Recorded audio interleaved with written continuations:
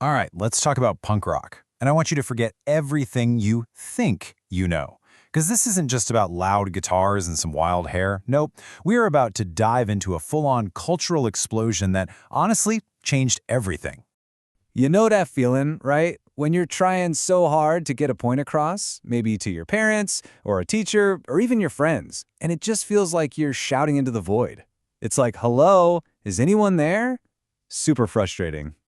Well, now I want you to imagine an entire generation of young people feeling that exact same way, all at once. They felt ignored, they were bored, and they felt like they had zero control over their lives. But they didn't just sit around and complain about it. Oh no. They grabbed guitars, they grabbed scissors, they grabbed safety pins, and they screamed back. Their answer? Punk rock. So how do you make sure the world has to pay attention to you? Well, for starters, you make yourself impossible to ignore. They invented a look that was basically a giant middle finger to everything that was considered normal. I mean, just look at this contrast. On one side, you've got the mainstream vibe, all polished, expensive, and perfectly put together. And then there's punk, the complete opposite. It was a visual shout that said, I don't need your fancy clothes to have an identity. I'm just gonna make my own. The punk wardrobe was basically like a creativity kit. You had leather jackets plastered with band patches and slogans you wrote yourself. Clothes were ripped on purpose. And yes, people literally wore trash bags as clothes. It was all about grabbing cheap, everyday stuff and turning it into a powerful symbol of rebellion. But this whole statement didn't just stop at the clothes. The entire point was to completely mess with what people thought was beautiful or acceptable, and that meant hair and makeup became the next battlefield. And they did not hold back, as you can see. We're talking about the legendary Mohawk, obviously. Hair dyed these crazy, unnatural colors like bright green or hot pink. Spikes so stiff they looked like they had to be held up with actual glue. It was all designed to get a reaction and, to help you find the other people in the crowd who felt just like you. But the look, that was just the book cover. To really get what was going on, you gotta listen to the soundtrack. You have to hear the music itself.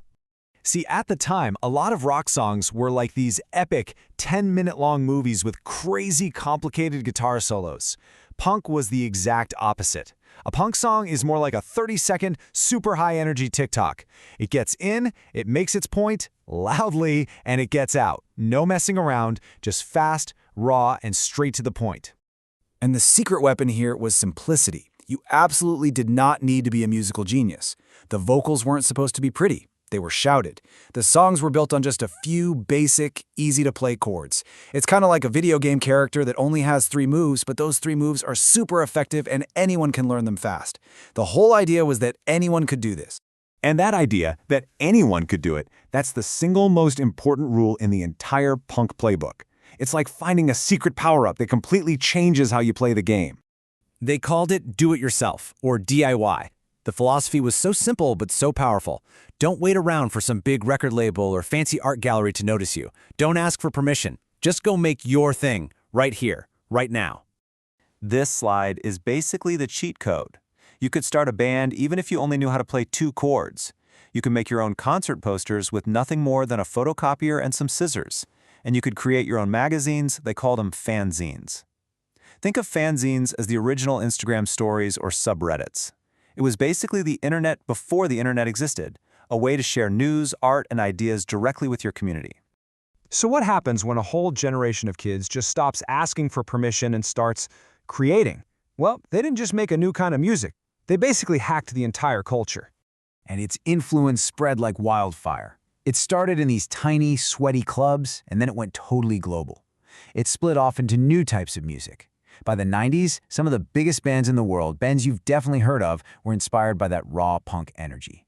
And today, that exact same DIY spirit is what powers your favorite YouTuber, or a cool indie game developer, or that awesome TikTok creator you follow. It's all connected. And punk's impact wasn't just in one little area. It blew up everywhere. It forced the music industry to actually look for raw, authentic talent. High fashion designers are still using the ripped-up safety pin look today. And that messy cut-and-paste style from the old flyers, yeah, that went from being homemade to being used in mainstream ads. So what's the big idea here? What's the major takeaway? Punk proved that a small group of outsiders with a really powerful idea, well, they can't be ignored forever. It showed us that culture isn't just something that gets handed down to us. It's something we can all make and break and change. Seriously, if you remember just one thing from all this, let it be this right here.